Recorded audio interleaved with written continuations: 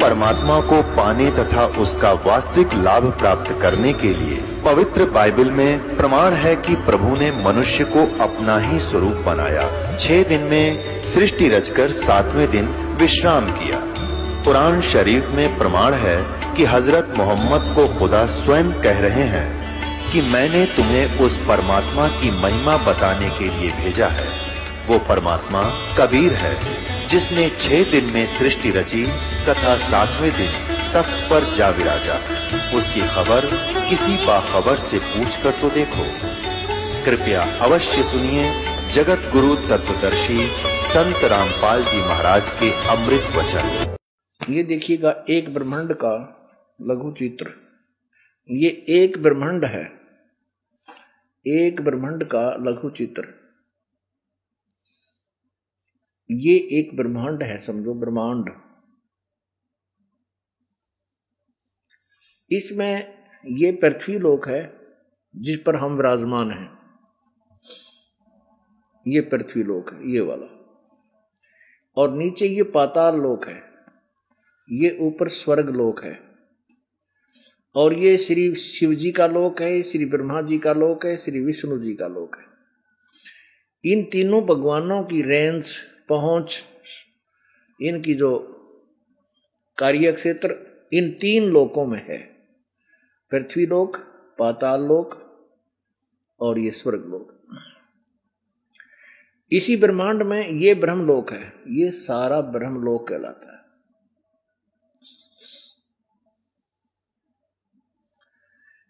ये बहुत बड़ा क्षेत्र है।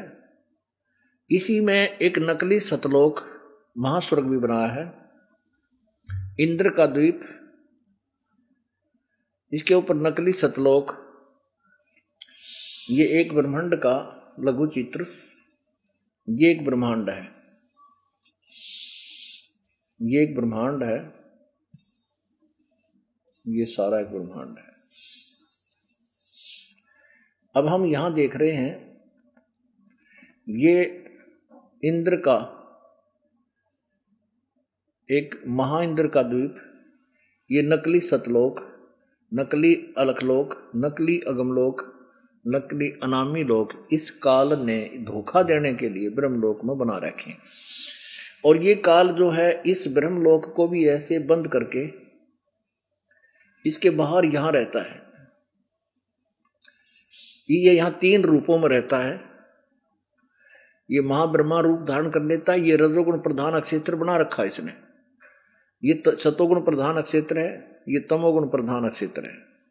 इसमें ये महाब्रह्मा रूप में रहता है और अपनी पत्नी दुर्गा को महाश्यावत्री रूप में रखता है।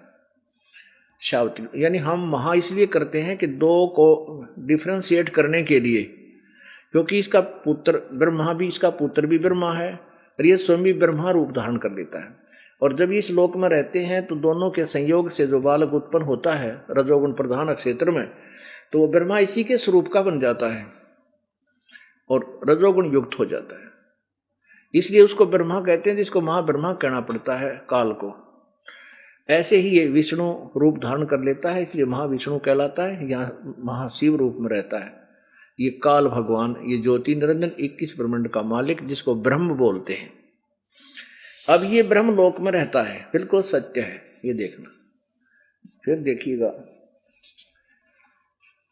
श्रीमद् भगवत गीता, श्री देवी मद देवी भागवत, देखिएगा श्रीमद् देवी भागवत,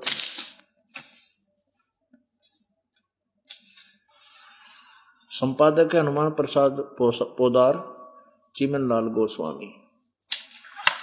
कहाँ से प्रकाशित और मुद्रित है? प्रकाशक एवं मुद्रक गीता प्रेस गोरखपुर, गोविंद भवन कार्यालय कोलकाता का संस्थान। इसमें आपको कल भी दिखाया था, आज फिर दिखाएंगे, क्योंकि ये एक ऐसा ज्ञान है जितनी बार हम सुनेंगे उतना ही निखार आएगा। इसके तीसरे स्कंद में ना पहले स्कंद में प्रश्न नंबर 28 पर नारद जी ने कहा, महाभाग व्यास जी, तुम इस विषय में जो पूछ रहे हो ठीक यही प्रश्न मेरे पिताजी ने अर्थात ब्रह्मा ने भगवान श्री हरि से किया था।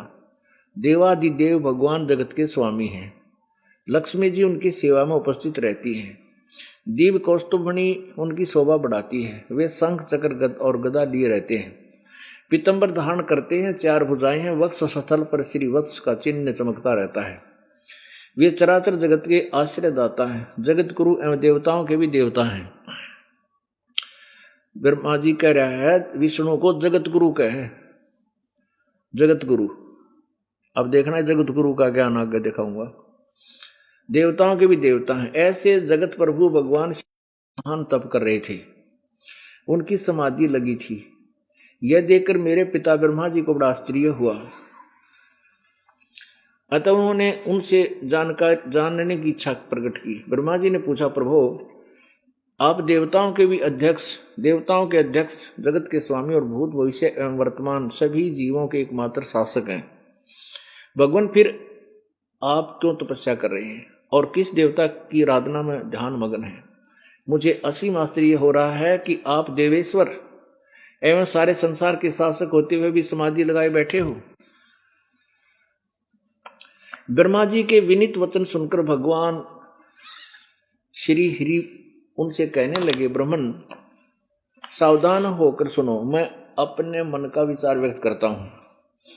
देवता मानव और दानव और मानव यही जानते हैं कि तुम सृष्टि करते हो, मैं पालन करता हूं और संकर संहार करते हैं। किंतु फिर भी वेद के पारगामी पुरुष अपनी युक्ति से यही सिद्ध करते हैं कि रचने, पालने और संहार करने की योग्यता जो हमें मिली है इसकी अधिष्ठात्री शक्ति देवी है, यानी दुर्गा है। वे कहते हैं कि संसार की सृष्टि करने के लिए तुम में राजसी शक्ति का संचार हुआ है, मुझ में सात्विक शक्ति मिली है, मुझे सात्विक शक्ति मिली है और उधर में तामसी शक्ति का आविर्भाव हुआ है।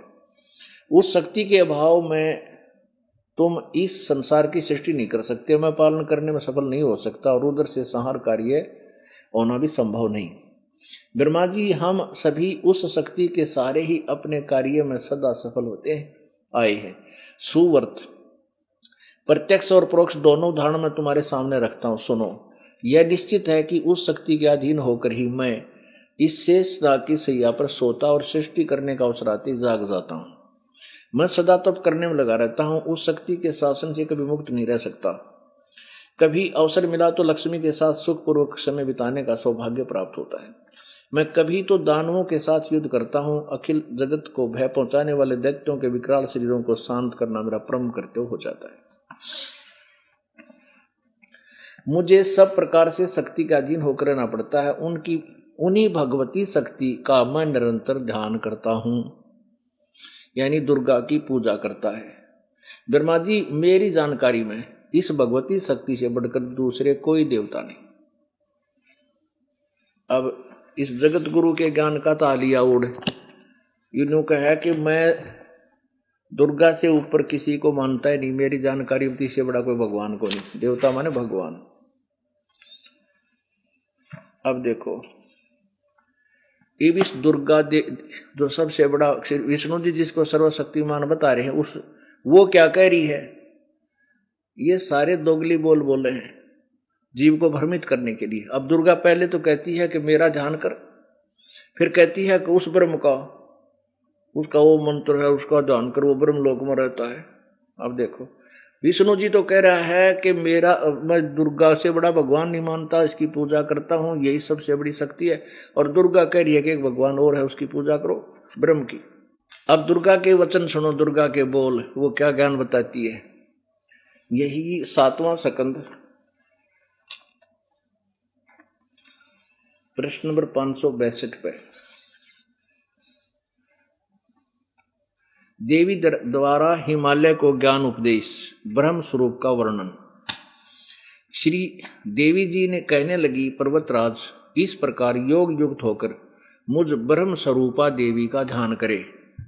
यह ध्यान आसन पर भली भांति बैठकर को अहतुकी भक्ति के साथ करना चाहिए। उस ब्रह्म का क्या स्वरूप है?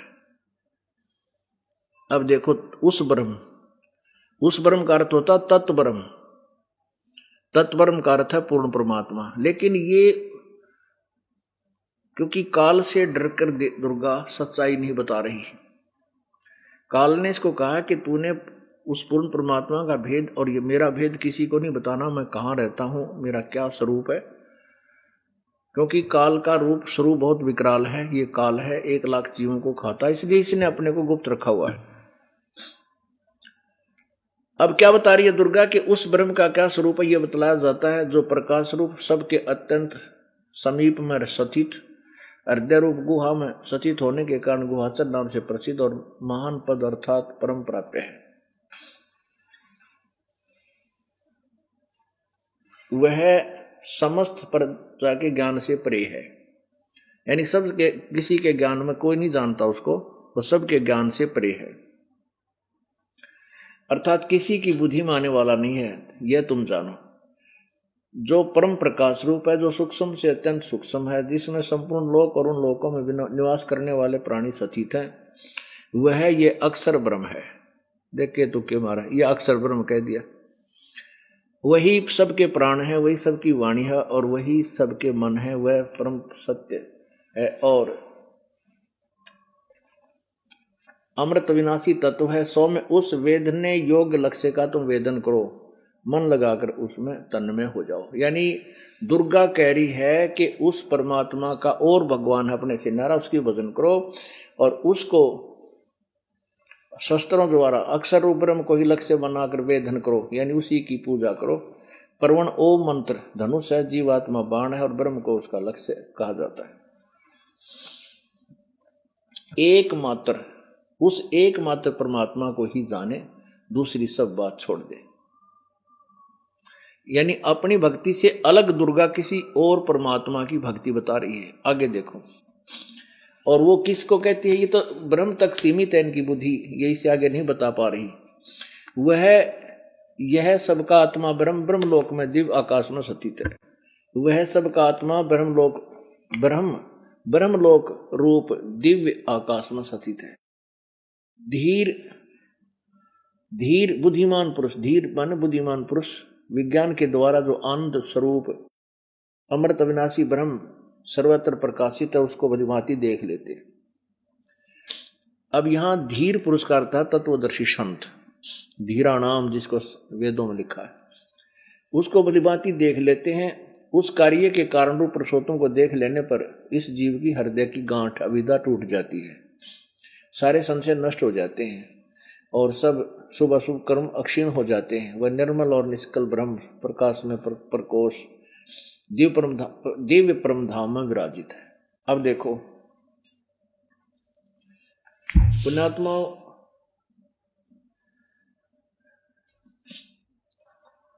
अब देखो इन सारे की बुद्धि दिखाता हूं आपको, इन ऋषियों की, मैं ऋषियों की और इन देवताओं की कहां बुद्धि टेकरी थी। अब दुर्गा ने दोनों बता दिए कि एक परमात्मा और है, वो दिव्य परम धाम में रहता है। ये काल ही छल रूप से एक छोटे इसमें जब नकली सतलोक, अलखलोक, अगमलोक, अनामी लोक में ये अपना ही अलग रूप बना करके इनको धोखा देने के लिए वहां विराजमान हो जाता है। अब दुर्गा कह रही है कि वो ब्रह्मलोक में विराजमान है, वो भगवान, वो ब्रह्म, उसकी पूजा करो। विष्णु जी कह रहे हैं कि मैं तो दुर्गा से ऊपर कोई देवता मानता नहीं, मेरी जानकारी है कि ये सबसे बड़ी शक्ति है, इसी की पूजा करता हूं। और देखो क्या लिखा है देवी पुराण के छठा स्कंद, ये छठा स्कंद पृष्ठ 414 पे। जन्मेजय ने पूछा, महाभाग किस युग में कैसा धर्म का स्वरूप है, इस संपूर्ण विषय को विशेष रूप से बताने की कृपा कीजिए। व्यास जी बोले, नरप शार्दुल, राजन यह निश्चय है कि सतयुग में ब्राह्मण वेद के पूर्ण विद्वान थे। अब देखना इनकी बुद्धि। राजन यह निश्चय है कि सतयुग में ब्राह्मण वेद के पूर्ण विद्वान थे, उनके द्वारा निरंतर भगवती जगदम्बा की आराधना होती थी। भगवती का दर्शन करने के लिए उनका मन सदा ललायित रहता था। गायत्री के ध्यान, प्राणायाम और जप से में वे अपना सारा समय व्यतीत करते थे। माया बीज का जाप उनका प्रधान कार्य था। प्रत्येक गांव में शक्ति का मंदिर उद्घाटन हो इस विषय की उनकी मन में बड़ी उत्सुकता थी। प्राय सब लोग सत्य, दया और सत्य से युक्त होकर अपना कार्य संपन्न करते थे। देख क्या कह रहे हैं, व्यास जी कह रहे हैं कि सतयुग में ब्राह्मण वेद के पूर्ण विद्वान होते थे और उनके द्वारा इस दुर्गा की आराधना होती थी। अरे थारा गजब हो, वेदों में दुर्गा का कितना नाम भी कोई ना किया पूजा के योग्य है, केवल एक परमात्मा। पूरी गीता जी में कितना जिक्र भी नहीं है कि दुर्गा की पूजा की जाए, या केवल या तो ब्रह्म कहता मेरी पूजा करो या उस पूर्ण परमात्मा की पूजा। अनोखा वेद के कति पूर्ण विद्वान हुआ करते, वो पूर्ण विद्वान दुर्गा की पूजा करते थे। थरा गजब हो गया। अब दुर्गा कहती है कि वो भगवान जो है ब्रह्मलोक में रहता है और वही पूजा के योग्य है, उसी की पूजा करो। और हमारे वेद उर्फ गीता जी, क्योंकि वेदों का स्वरूप, वेदों का ही संक्षिप्त ज्ञान पवित्र गीता जी के अंदर है। इसमें कहा है कि ब्रह्मलोक पर्यंत सभी लोक नाशवान हैं। ये देखिएगा श्रीमद् भगवत गीता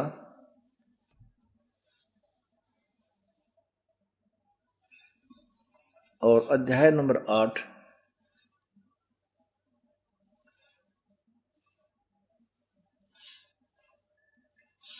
श्लोक नंबर 16। हे अर्जुन, ब्रह्मलोक पर्यंत सभी लोग पुनर्वर्ती में हैं। ब्रह्मलोक पर्यंत सभी लोग पुनरावर्ती माने जन्म मृत्यु के अंदर हैं। ये नष्ट होते हैं। इसमें गए हुए प्राणी भी जन्म मृत्यु को प्राप्त होते हैं, इसका ये अर्थ है। अब परमात्मा हमें क्या संदेश देना चाहते हैं? परमात्मा हमें ये संदेश देना चाहते हैं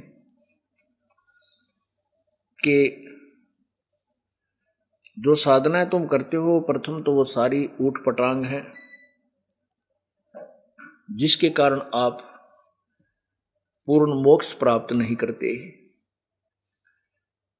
और इन देवताओं को ब्रह्मा विष्णु महेश तक कोई भी ज्ञान नहीं है, आध्यात्मिक ज्ञान नहीं है इनको।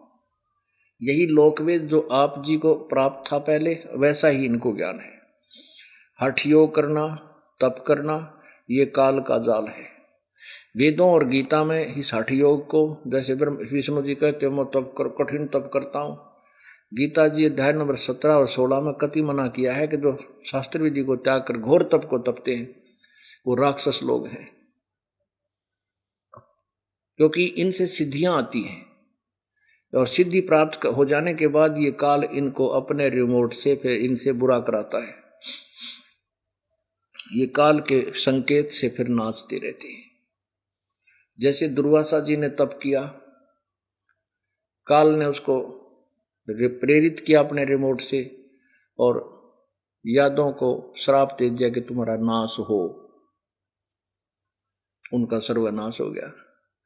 दुर्वासा जी की कमाई गई, उसके ऊपर पाप लग गए, क्योंकि चाहे वचन से मार दे चाहे किसी को तीर से गोली से मार दे, पाप बराबर होता है। तो दुर्वासा जी के कर्म बिगड़वा दिए और 56 करोड़ यादव का नाश करवा दिया काल भगवान ने। इसलिए गीता जी अध्याय नंबर 17 के श्लोक नंबर 4, 5, 6 में स्पष्ट किया है कि जो शास्त्र विधि को त्याग कर घोर तप को तपते हैं वो पाप आत्मा होते हैं। ये अब वेदों के अतिरिक्त जो तप करने की यह बीमारी कहां से लगी? जब ब्रह्मा जी कमल के फूल पर बैठा था, ये कह रहा कि मैंने उस कमल को भी ढूंढ लिया, नीचे ऊपर देख लिया, कहीं उसका और छोड़ नहीं पाया। फिर मैंने सोचा अब क्या करूं, चिंतित हुआ, आकाशवाणी हुई तप करो तप करो। मैंने तप शुरू कर दिया, 1000 वर्ष तप किया। उसके बाद कहा कि सृष्टि करो। अब काल ने ब्रह्मा को प्रेरित करके तप करवा दिया, तप से सिद्धियां आ गई, सिद्धियों से ये काल का काम शुरू हो गया। सिद्धि से उसको फिर ये ड्यूटी दे दी, क्योंकि कोई थोड़ी बहुत पावर बिना काम के चला है, तो सिद्धियां इस जीव की शत्रु होती हैं। तो कहने का भाव ये है कि ये काल जो है इस प्राणी को उलझाए रखता है, सत साधना नहीं करने देता। श्री देवी भागवत में लिखा है कि श्री शिवपुराण में भी लिखा है कि विष्णु जी ने 12 करोड़ वर्ष तक तप किया, ब्रह्मा जी ने 4 युग तक तप किया, शंकर जी ने भी 88,000 युग तक तप किया। अरे तप तो भक्ति मार्ग का है ही नहीं, ये तो व्यर्थ साधना है। अब कहने का भाव ये है, परमात्मा कहते हैं कि तुम काल के जाल में इतनी बुरी तरह फंस चुके हो कि अब मैं समझाना चाहता हूं, पर तुम्हारी बुद्धि उस स्थिति तक आने में बहुत समय लेगी जो परमात्मा आपको तत्व ज्ञान बताना चाहता है। लेकिन इसको बार बार सुनेंगे, बार बार इसके ऊपर विचार करेंगे तो हम इस रंग में रंग जाएंगे। अब प्रसंग चल रहा है कि परमात्मा कहते हैं मन तो सुख के सागर बस रे भाई और ना ऐसा जस रे। अब यहां यश हम किस चीज में मानते हैं? एक बढ़िया कोठी बन जावे, एक लंबी सी कार हो जा, और भाई अच्छा कोई व्यापार हो जावे या कोई नौकरी ठीक मिल जावे तो हम आंडी पाक जाते। हम सोचते हमारी बड़ी महिमा, हमारा बड़ा यश हो रहा है।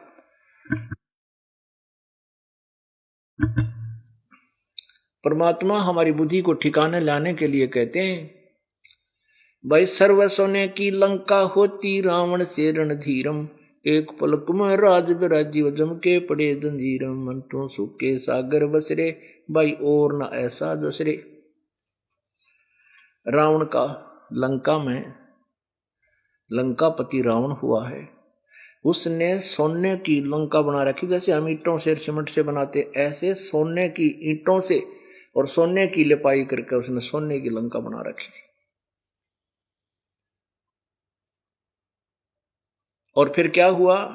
एक पलक में राज विराजी, युद्ध हो गया, कर्म बिगड़ गए, सीता जी को उठा लिया, फिर युद्ध हुआ, युद्ध में सब परिवार मारा गया और वो सोना यहीं रह गया। एक सुई भी सोने की रावण नहीं ले जा सका। रति कंचन पाया नहीं रावण चलती बार, एक रति यानी 1 ग्राम भी सोना रावण नहीं ले जा सका यहां से। और पहले उस सोने ने देख देख कर माच रहा था, अंडी पाग रहा था, वो तो नहीं के बन गया। तो इसलिए भगवान कहते हैं कि ये सब नकली और धोखा है तुम्हारे साथ, ये नकली व्यवस्था काल ने तुम्हें बना रखा है, उलझा रखा तुम्हारे को। सुख सागर की डेफिनेशन बताते हुए क्या कहते हैं?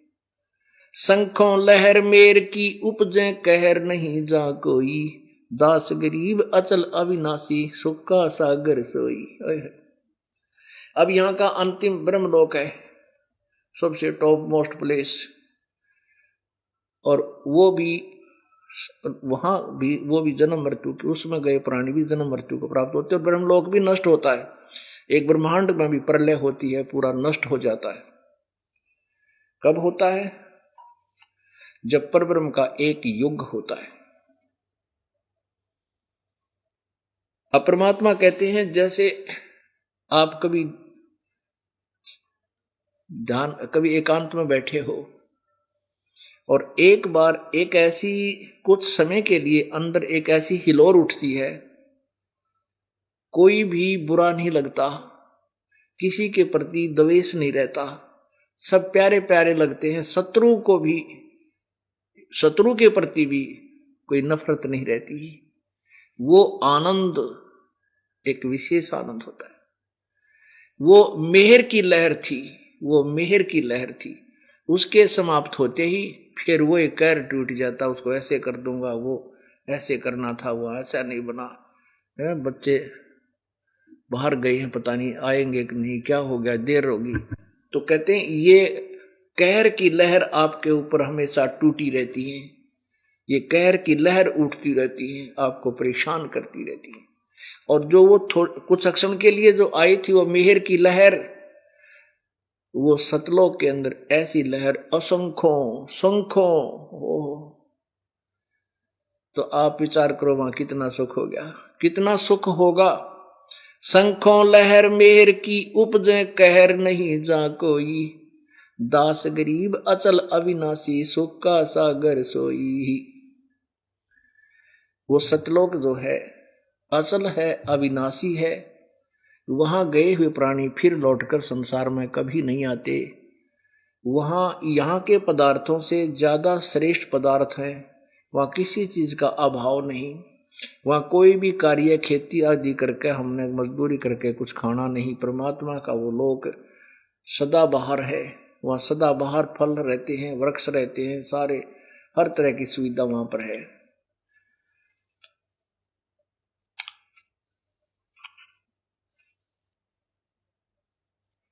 तो हमें क्या बताना चाहते हैं कि तुम यहाँ छोटे से मकान बना के एक कार कोठी लेके और किसी के पास 20-30-40 किलो 20-30-40 जो है ना तोड़े सोना हो गया, बस फूला नहीं समाव है, गले में पर काना में लटका ले, कड़े बनवा ले, चौधरी पाएगी और कुछ ना कहे तुम इस समय फूल गए।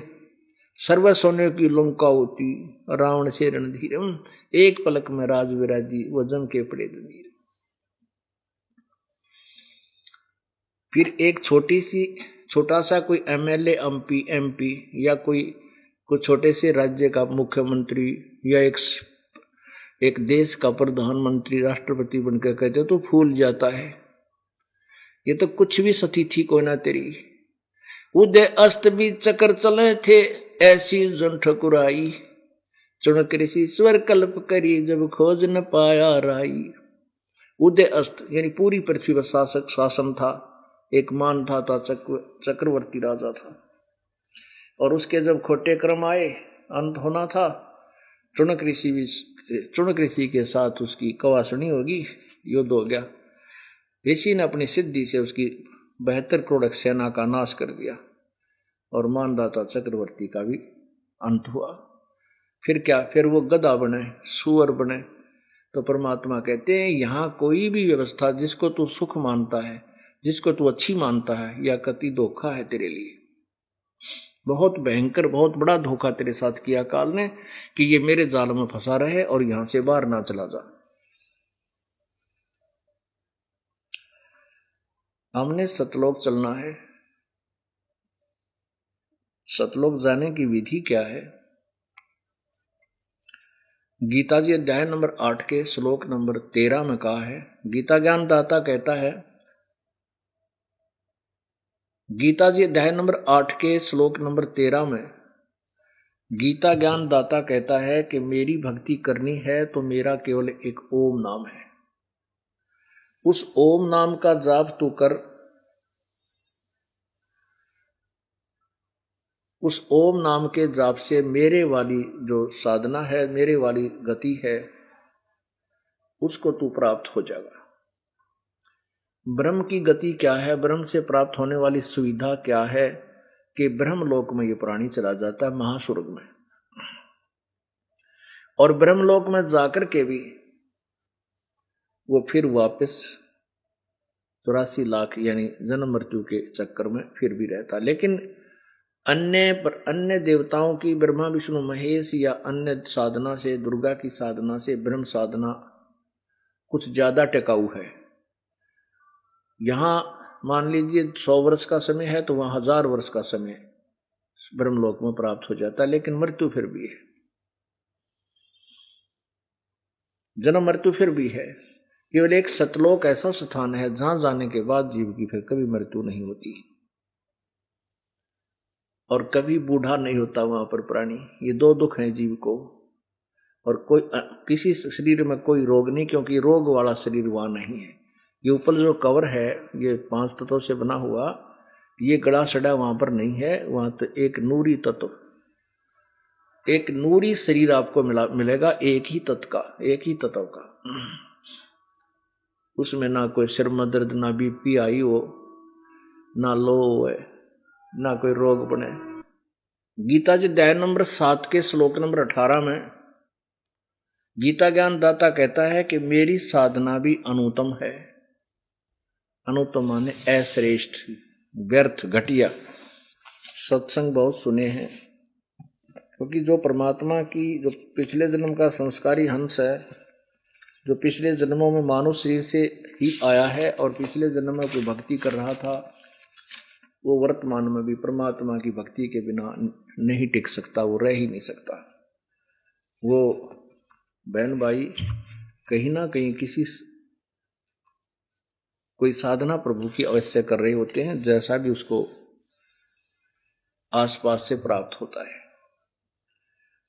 आपने परमात्मा की महिमा के विषय में गाने गुने भी बहुत सुने होंगे, कथा भी बहुत सुनी होंगी। आपके अंदर विशेष प्रेरणा भी बनी है कि भगवान की भक्ति करनी ही चाहिए। गाने गुने बहुत सुने हैं, बदले रे भगवान तेरा काम आवेगा। अब जब तक हमने यही नहीं मालूम कि वो भगवान कौन है, यही पता नहीं कि वो परमात्मा कौन है, कौन से भगवान की भक्ति हमने करनी चाहिए और पूर्ण मोक्ष प्राप्ति का कौन सा साधन है, कौन सी विधि है, तो तब तक हमारी साधना कोई भी हम कर रहे हैं, चाहे कितनी लगन से कर रहे हैं, कितनी ही कठिनता से कर रहे हैं, वो सारी व्यर्थ है, कति फिजूल, व्यर्थ, यूजलेस। तो इसलिए हमने सबसे पहले ज्ञान को आधार बनाना पड़ेगा। हम प्रस्थान करने से पहले, जैसे हम दूर देश में जाते हैं तो जाने से पहले हम रास्ता की खोज करते हैं, इधर उधर से पता करते हैं कौन से रास्ते से वहां जाया जाएगा। तो फिर हम उस रास्ते का को पूर्ण रूप से निश्चय करके फिर चलते हैं, हम पहुंच जाते हैं। इसी प्रकार परमात्मा के पाने की पहले तो ये सोचें कि हमने किस भगवान की भक्ति करनी है, ये निष्कर्ष निकालें। उसके बाद उस पूर्ण कौन है, वो सर्वशक्तिमान जिससे जो हमें सर्व सुख दे। फिर उसकी वे ऑफ वर्शिप कौन सी है, उसको कहां से तलाश करें, वो सत्य है या सत्य है, इसका निर्णय कैसे करें, ये सब ज्ञान हमें होना चाहिए।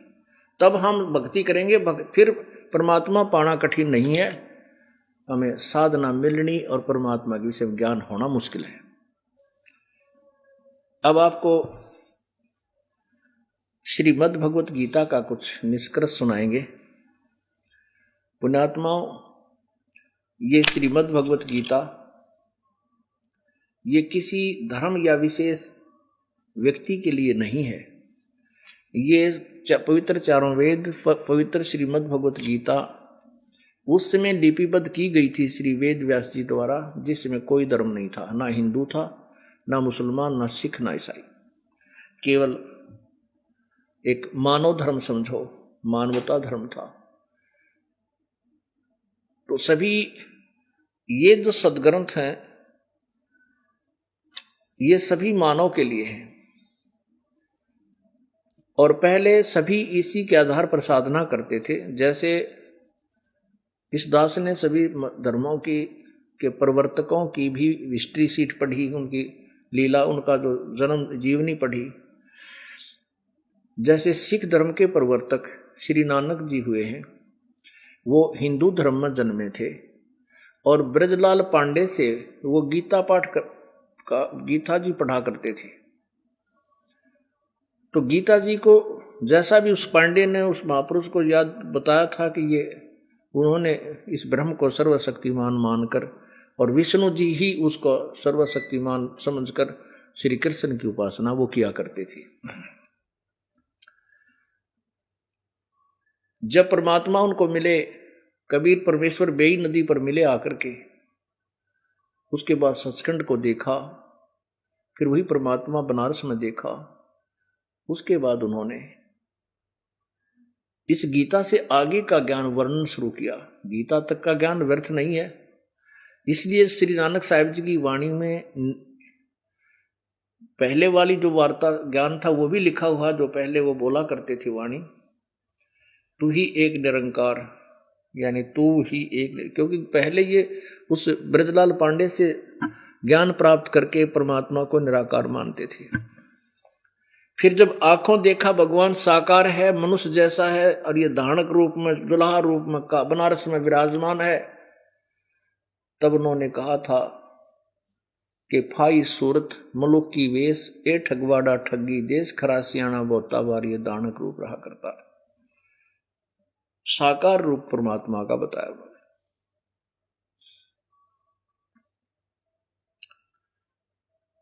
तो इसलिए हमने सबसे पहले पवित्र गीता जी को समझना। चारों वेदों का निष्कर्ष है पवित्र श्रीमद् भगवत गीता। सबसे पहले हम निष्कर्ष निकालेंगे कि किस भगवान की भक्ति करें और किस परमात्मा की भक्ति नहीं करनी है, जो हमारे सदग्रंथों में कहा गया है। गीता जी अध्याय नंबर 16 के श्लोक नंबर 23 में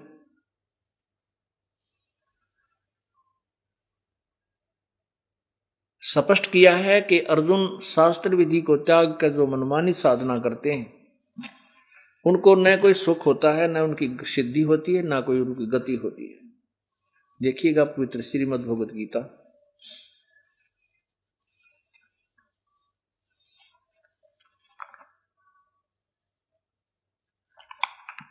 अध्याय नंबर 16 का श्लोक नंबर 23।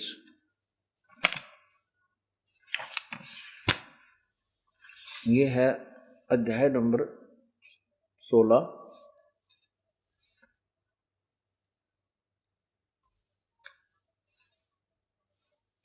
और श्लोक नंबर 23। जो पुरुष, जो व्यक्ति शास्त्र विधि को त्याग कर अपनी इच्छा से मनमाना आचरण अर्थात पूजा करता है, वह न सिद्धि को प्राप्त होता है, न परम गति को और न सुख को ही, अर्थात व्यर्थ। अब 24वें श्लोक में स्पष्ट किया है, इससे तेरे लिए इस कर्तव्य और अकर्तव्य की व्यवस्था में कौन सी भक्ति करनी चाहिए, कौन सी ना करनी चाहिए, शास्त्र ही प्रमाण है। ऐसा जानकर तू शास्त्र विधि से नियत कर्म करने योग्य है कि शास्त्रों में वर्णित जो साधना वही करना चाहिए, अन्यथा किसी के कहने सुनते भ्रमित होकर के नहीं लगना चाहिए। गीता जी अध्याय नंबर 2 के श्लोक नंबर 53 में कहा है कि अर्जुन, जब नाना भिन्न भिन्न प्रकार के भ्रमित करने वाले वचनों से तेरी बुद्धि हटकर एक पूर्ण परमात्मा के ज्ञान में स्थिर हो जाएगी, यानी तू तत्व ज्ञान से परिचित हो जाएगा, तब तो तू योगी होगा, तब तो तू भगत बनेगा। नहीं तो वही डलेट हो रहा, कोई इधर भाग रहा, कोई इधर भाग रहा, कोई कुछ पूजा करता है, कोई कुछ पूजा करता है। ये पूजाएं परमात्मा प्राप्ति आत्म कल्याण की नहीं है।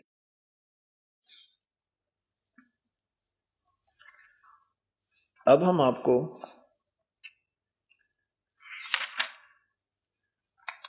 गीता जी अध्याय नंबर 7 को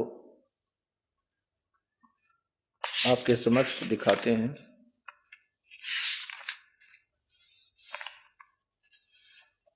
पूरा हिंदू समाज पवित्र गीता जी को शिरोधार्य मानता है और इसमें जो लिखा उसको सत्य मानता है, लेकिन अभी तक इस पवित्र हिंदू समाज को यही नहीं मालूम था कि गीता जी हमें संदेश क्या दे रही है।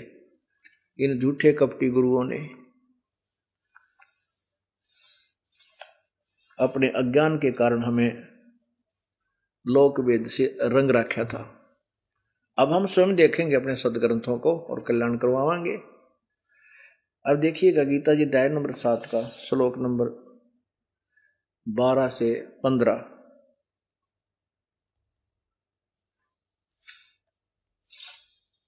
अध्याय 7 का श्लोक नंबर 12।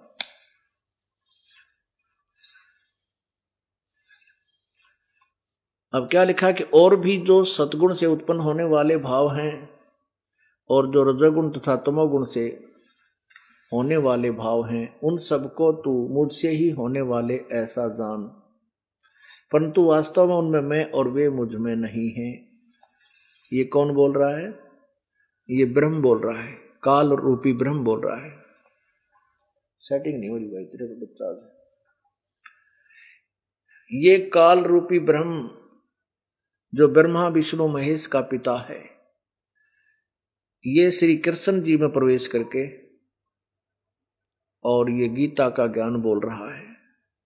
इसने युद्ध करवाना था, अर्जुन युद्ध करने से मना कर जाता है और काल चाहता था कि ये सारे मरे खत्म हो, इसलिए श्री कृष्ण नहीं युद्ध के लिए प्रेरित करता, अर्जुन को कह देता चल भाई वापस, क्योंकि श्री कृष्ण जी ने तो कह दिया था भाई मैं युद्ध नहीं करूंगा, मैं हथियार भी नहीं उठाऊंगा।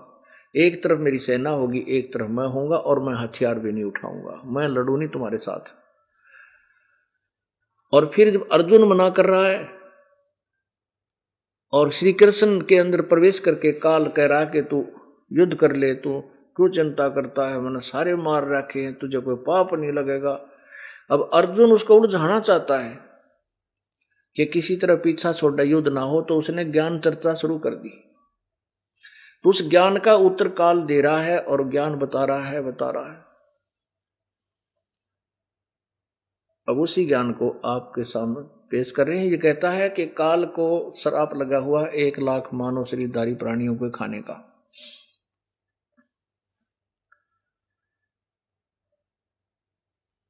इसने अपने तीनों पुत्रों को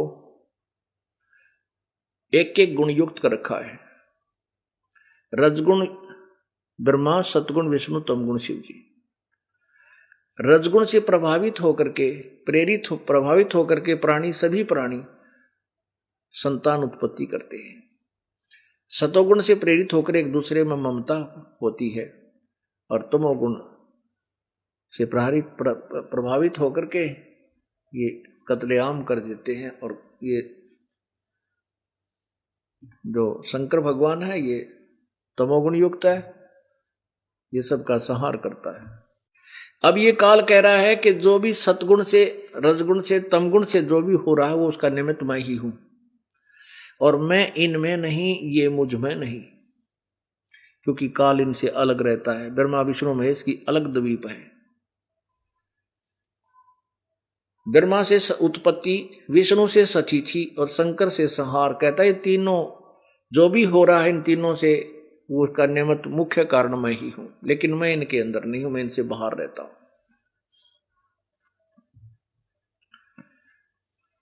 फिर देखिएगा अध्याय नंबर 7 का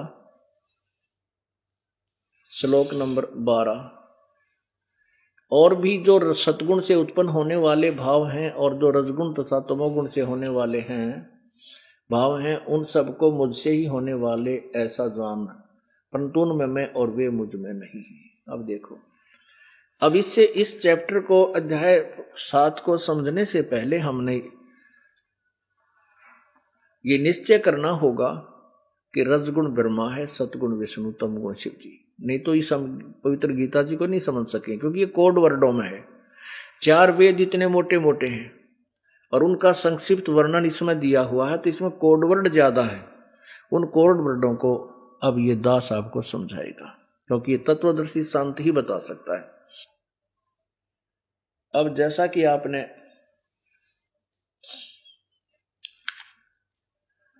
अभी श्रीमद् भगवत गीता को ना श्री देवी भागवत को देखा था, विष्णु जी खुद कह रहे हैं कि तेरे में ब्रह्मा तेरे में तो रजोगुण शक्ति और मेरे में सतोगुण और शंकर में तमोगुण शक्ति का संचार हुआ, अर्थात रजगुण ब्रह्मा है, सतगुण विष्णु, तमगुण शिव जी।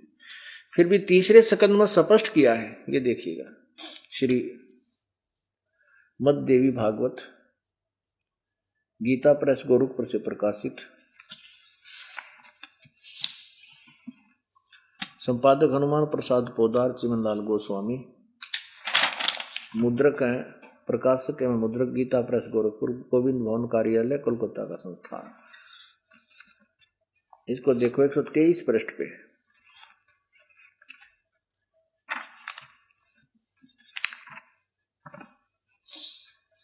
तीसरा स्कंद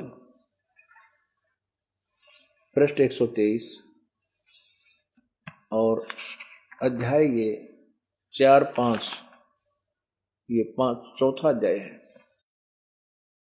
विष्णु जी कह रहे हैं दुर्गा को, तुम शुद्ध स्वरूपा हो, ये संसार तुम्ही से उद्भासित है, हो रहा है। मैं ब्रह्मा और शंकर हम सभी तुम्हारी कृपा से विद्यमान हैं। हमारा आविर्भाव माने जन्म, तिरोभाव माने मृत्यु हुआ करता है। केवल तुम ही नित्य हो, जगत जननी और प्रकृति और सनातनी देवी हो। इससे स्पष्ट हो गया कि ब्रह्मा विष्णु महेश नाशवान है, इनका जन्म और मृत्यु होता है।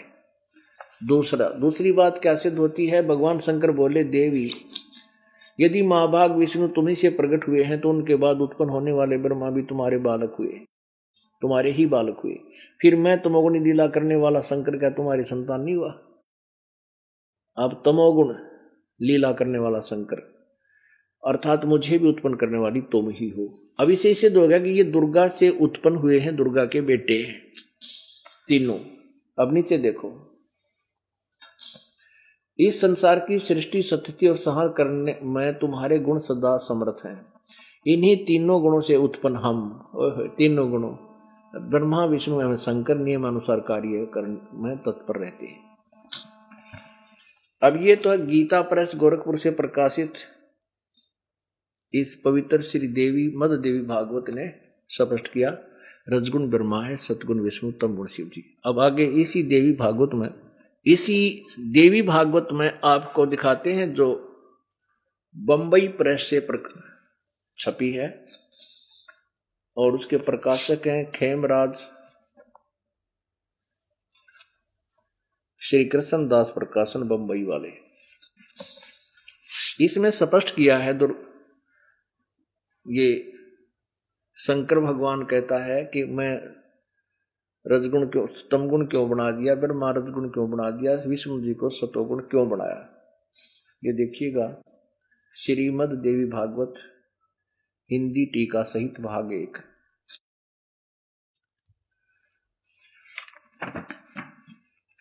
ये है श्रीमद देवी भागवतम सहमात्यम खेमराज श्री कृष्ण दास प्रकाशन बंबई।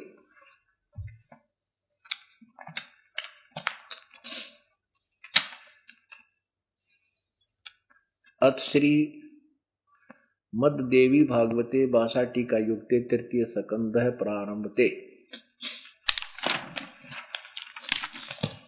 अब देखो इसके अध्याय नंबर 5 में, तीसरे स्कंध के अध्याय नंबर 5 में और पृष्ठ नंबर 11 पर क्या कहा है। भगवान शंकर कह रहे हैं, हे माता, यदि हमारे ऊपर तू सदा दयायुक्त हो, यदि हमारे ऊपर सदा दयायुक्त हो तो हमको तमोगुण में किस प्रकार प्रदान किया है, ब्रह्मा रजोगुण और हरि सतोगुण।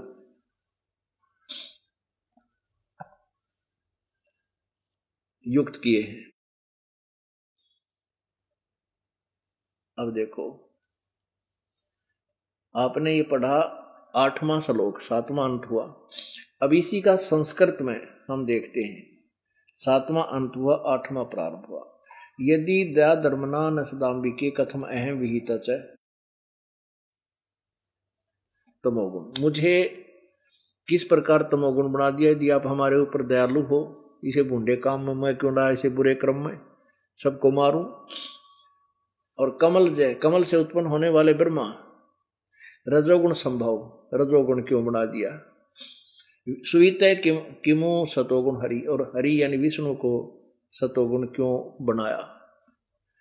इति सिद्धम के रजगुण ब्रह्मा है, सतगुण विष्णु, तमगुण शिव जी। बस अब गीता जी का ज्ञान आपके समक्ष स्पष्ट होगा। आप देखिए अब श्रीमद् भगवत गीता जी को पढ़ रहे हैं, अध्याय नंबर 7 है।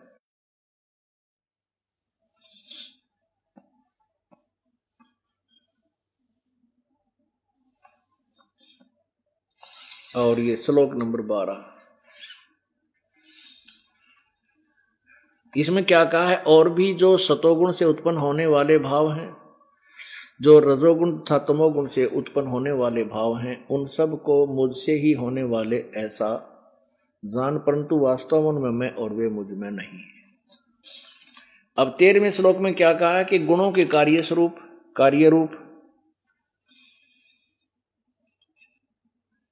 सात्विक, राजस और तामस, इन 3 प्रकार के भाव से ये सारा संसार प्राणी समुदाय मोहित हो रहा है।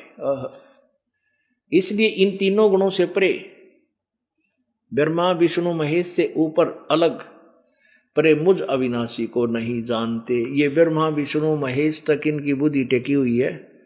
रजगुण ब्रह्मा, सतगुण विष्णु, तमगुण शिव जी। काल कह रहा है ये इनसे परे, इनसे ऊपर जो मैं हूं, ये मुझे भी नहीं जानते, मुझ अविनाशी को नहीं जानते। वैसे तो इसका अर्थ ये बनता है, मुझे और मेरे से ऊपर जो और शक्ति है अविनाशी परमात्मा, उसको भी ये नहीं जानते। ये ब्रह्मा विष्णु महेश तक ही मोहित है, इन्हीं की महिमा गाते हैं। जैसे विष्णु रूप में श्री कृष्ण जी आगे विष्णु अवतार बनकर कृष्ण जी ने कंस गढ़ दिया, शिशुपाल मार दिया, चाणों और ठोक दिया ठाके, इससे ये हीरो पाक गया, हमें के गुणगान लागे। पर न्योना बेरा ये के थे, इनकी आगे की दुर्गति हुई। अब 14 नंबर श्लोक में 7वें अध्याय का देखिए, श्लोक नंबर 14-15 में कमाल कर दिया गीता जी ने। क्योंकि यह गीता ज्ञानदाता कहा, क्योंकि यह अलौकिक अर्थात अति अद्भुत त्रिगुण में मेरी माया, रजगुण ब्रह्मा, सतगुण विष्णु, तमगुण शिव जी द्वारा फैला गया युजाल जीव को यहाँ उलझाए रखने का, सतीथि संहार और मारने का, बड़ी दुस्तर है ये माया। ये जाल जो है बड़ी खतरनाक है, त्रिगुणमयी माया। और जो पुरुष मुझको निरंतर भजते हैं, ब्रह्म कहता जो मेरी साधना करते हैं वो इनसी माया का तरंती यानी उल्लंघन कर जाते हैं, ये इन ते ऊपर उठ जाते हैं। जो ब्रह्म की साधना करता है वो ब्रह्मा विष्णु महेश से ऊपर उठकर ब्रह्म लोक में चला जाता है। और ब्रह्मा विष्णु महेश के साधक इन्हीं के लोक में जाते हैं, इन्हीं से कुछ समय के लिए वहां के स्वर्ग रूपी होटल में अपना जीवन, अपनी कमाई समाप्त करके फिर 84 लाख योनियों में शीघ्र आ जाते हैं। और ब्रह्म लोक में गए हुए कुछ ज्यादा समय तक वहां रह जाते हैं। अब ये क्या कह रहा गीता ज्ञानदाता कि जिन या त्रिगुणमयी मेरी माया बड़ी खतरनाक है। रजगुण ब्रह्मा, सतगुण विष्णु, तमगुण शिव जी के द्वारा फैलाया गया जाल, क्योंकि यह अलौकिक अर्थात अति अद्भुत त्रिगुणमयी मेरी माया बड़ी खतरनाक है, दुस्तर है, परंतु जो मुझे निरंतर भजते हुए इससे ऊपर उठ जाते हैं, उल्लंघन कर जाते हैं। आगे देखो 15 में, ओए इस माया के द्वारा ब्रह्मा विष्णु महेश तक ही जिनकी बुद्धि टेकी है, इससे ऊपर किसी को ना मानते ना सुनने को तैयार, जिनका इन्हीं के से प्राप्त सुविधाओं के ऊपर ज्ञान हरा जा चुका है। ये देखो इस 15वां श्लोक 7वें अध्याय का, इस माया के द्वारा ब्रह्मा विष्णु महेश रूपी त्रिगुणमयी माया के द्वारा जिनका ज्ञान हरा जा चुका, ऐसे असुर स्वभाव को, राक्षस स्वभाव को धारण किए हुए मनुष्यों में नीच, ओहो दूषित कर्म करने वाले मूढ़ लोग मुझे नहीं बजते। ये काल कह रहा है कि ये ब्रह्मा विष्णु महेश तक इनकी बुद्धि टकरी है, इस तो ऊपर ये किसी ने मानते नहीं। और ये इनके द्वारा जिनका ज्ञान हरा जा चुका है वो राक्षस स्वभाव को धारण किए हुए, राक्षस स्वभाव को धारण किए हुए मनुष्यों में नीच और दूषित कर्म, दुष्ट कर्म करने वाले मूर्ख, इकट्ठी 4 उपमा दे रखी है काल भगवान ने ब्रह्मा विष्णु महेश के पुजारियों को। कहती है मेरी भक्ति भी ना करते, ब्रह्म तक की साधना भी ना करते, आगे की बात बहुत दूर है, ये ब्रह्म की साधना भी ना करते। पुण्यात्माओं, अब इस ज्ञान को समझने के लिए हमने बहुत ही गहराई से जाना पड़ेगा, नहीं तो ये काल का जाल इतना भयंकर है, ये बात समझ में आन नहीं दे। अब जैसे राक्षस स्वभाव को धारण किए हुए मनुष्यों में नीच और दूषित कर्म करने वाले मूर्ख क्यों कहा इनको, जो ब्रह्मा विष्णु महेश की पूजा करते हैं। जैसे तमोगुण भगवान, रजोगुण भगवान ब्रह्मा की साधना की थी हिरण्यकशिपु ने,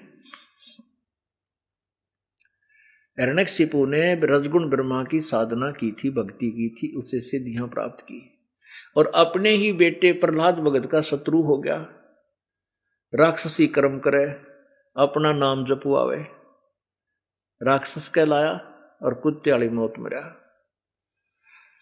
ऐसे ही तमोगुण भगवान श्री शिव के उपासक एक भस्मागिरी नाम के साधक थे। उन्होंने पहले तो कैलाश पर्वत के ऊपर जाकर के तपस्या की कई वर्षों तक, फिर वो आ गया भगवान शंकर के गेट के सामने, महल के गेट के सामने, वहां देखी पार्वती। उस पार्वती के रूप के ऊपर वो साधक, वो तपस्वी आसक्त हो गया और मन में ठान ली कि शंकर ने मारूंगा, द्रौपदी इस पार्वती को अपनी पत्नी बनाऊंगा। इस उद्देश्य से भगवान शंकर के गेट के सामने बिल्कुल फ्रंट में ऊपर न पैर करके नीचे न सिर करके तपस्या शुरू कर दी। 12 वर्ष तक तप किया, ऐसे खड़ा खड़ा ऊपर न पैर करके सिरासन पर। एक दिन पार्वती ने कहा कि हे भोलेनाथ, हे भगवान, आप तो देवों के देव हो, महादेव हो, आपका ये साधक क्या मांगता है, इसको देव यहां से छुट्टी कराओ। अब शंकर भगवान खुश हुए, कहने लगे मांग भाई भस्मागिरी, मांग बेटा, क्या मांगता है बच्चा। भस्मागिरी बोला जी ऐसे नहीं मांगता मैं, पहले वचनबद्ध हो प्रभु। शंकर भगवान प्रसन्न हो रहे थे, कहने लगे ठीक भाई मैं वचनबद्ध हो गया, मांग क्या मांगता है। जब वचनबद्ध हो गया तब खड़ा हो गया छोड़ कर वो सिरासन, कहने लगा कि आप जो ये भस्म कड़ा लिए हुए हो, एक कड़ा था जो भगवान शंकर पहने हुए था, उसमें ऐसी शक्ति थी कि वो किसी के सिर पे ऐसे करके यूं कह दे भस्म, वो प्राणी जल जाता था, नष्ट हो जाता था। इस बात का ज्ञान भगवान भस्मागिरी को था। उसने कहा बस भगवान आप ये भस्म कड़ा दे दो मुझे। भगवान शंकर ने सोचा भी तपस्वी है, जंगल में रहता है, अपनी सुरक्षा के लिए लेता होगा। अब निकाल, वचनबद्ध हो ही चुके थे, निकाल कर दे दिया, ले बच्चा ले ले। अब ज्यों ही उस दुष्ट आत्मा के हाथ में कड़ा आया, कहने लगा होले शंकर होशियार, तने मारूंगा, तुझे मारूंगा और पार्वती को अपनी पत्नी बनाऊंगा। हा हा हा, दांदरे काटे, कहते तपस्या करे था, क्या बकवाद पाएगी 1 मिनट में। अब शंकर जी डर गया, अब भगवान शंकर बाज दिए। पुण्यात्मा देखो, अगर ये अविनाशी थे भगवान शंकर तो भागण की क्या जरूरत थी, इसे सिद्ध है कि अविनाशी नहीं है। यानी पल पल पर आपके सामने भी तत्व ज्ञान की रोशनी में इनकी स्थिति आप दिन में 100 बार देख सकते हो। भयभीत होकर शंकर भगवान भाग लिए और पीछे पीछे भस्मागिरी, पहले इस कांटे ने काटू, पाछे बात बनेगी, इसको मारूंगा तभी बात बनेगी। उधर से भगवान आकर के बीच में पार्वती रूप बना करके खड़े हो गए। भस्मागिरी ने सोचा फिर शंकर तो तेरे निकटावे को नहीं, तो तेरे हाथ में यू भस्म कड़ा है, अब 2 बात पार्वती तय कर ले। वो कहने लगा, पार्वती के रूप में भगवान कहने लगे कि क्यों भाग रहे हो महात्मा जी, रुक जा, मैं तेरे साथ हूं, उनको क्यों मार रही हो। वो रुक गया। अब वो कहने लगी कि पहले तू डांस करके दिखा मुझे, तब मैं तेरे साथ जो रहूंगी। अब उस भस्मागिरी बोला जी मैंने कभी डांस डूंस कराया नहीं, मैं तपस्वी आदमी, मुझे नहीं पता कैसे नाचा जाता है। तो पार्वती रूपधारी भगवान बोले मैं सिखाता हूँ, मैं सिखाती हूँ तुझे, इस हाथ को ऐसे कर, इस पैर को ऐसे कर, इसने ऊपर ला और ऊपर ला और ऊपर कर। जब उसने वो जिस हाथ में कड़ा था भस्म वाला, जो सिरपा लिया, जब भगवान ने कह दिया भस्म, वो सारा वो खत्म हो गया, मर गया वो दुष्ट।